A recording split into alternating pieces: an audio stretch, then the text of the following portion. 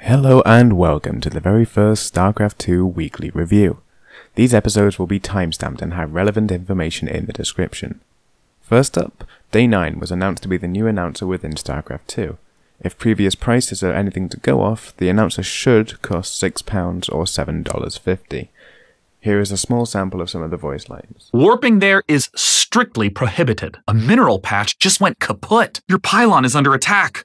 Somewhere in Korea, Artosis shakes anxiously. Spawn more overlords. Queen complete, ready to creep. You can click the link in the description for more information and more voice lines. Next, Home Story Cup 16 was announced. It takes place on the weekend of the 9th to the 12th of November in Krefeld, Germany. Moving on to Balance. At WCS Montreal, a spokesperson for the Balance team mentioned that they were interested in trying to bring back the shield battery on the test server. So for Protoss, we're going to try bringing back the old familiar building, the shield battery, like the actual building. Right. This is in the current test patch, so try it out and give Blizzard your feedback. Also, the team is working on balancing the new entangle ability. They thought it was too strong versus massive ships, and while one option would be to make it uncastable on massive ships, that may be too much of a nerf, so they are considering the infested Terran spell again. Finally, regarding balance, Blizzard confirmed to Twin Finite that there is going to be a StarCraft 2 Community Summit in 2017.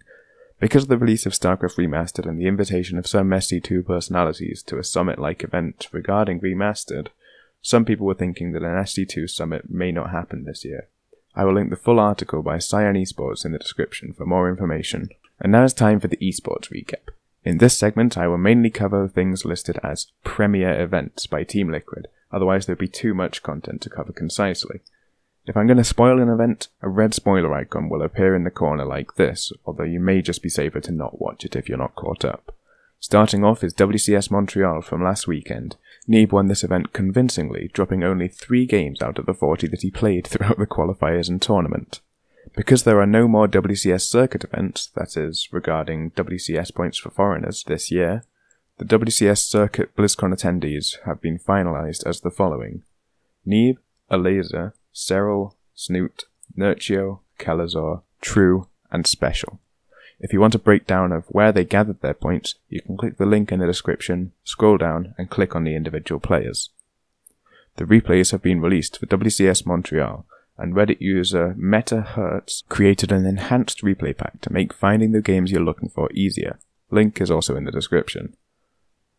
A game that deserves a mention this week is Innovation vs Dark, Game 3 in the semi-final of the GSL. The game was incredibly back and forth and almost impossible to call until the very last moments. I've linked the highlights from SD2HL and the full game in the description. Finally, the GSL Finals were today. If you haven't watched them, I strongly recommend doing so before watching this as to avoid spoilers. The finals went all the way to Game 7 with some amazing games in the midst of it. While the final game may have been relatively disappointing, the rest were incredibly high-level StarCraft and a treat to watch. Thanks for watching this week of StarCraft 2 Weekly Review, and make sure to subscribe for more in the future.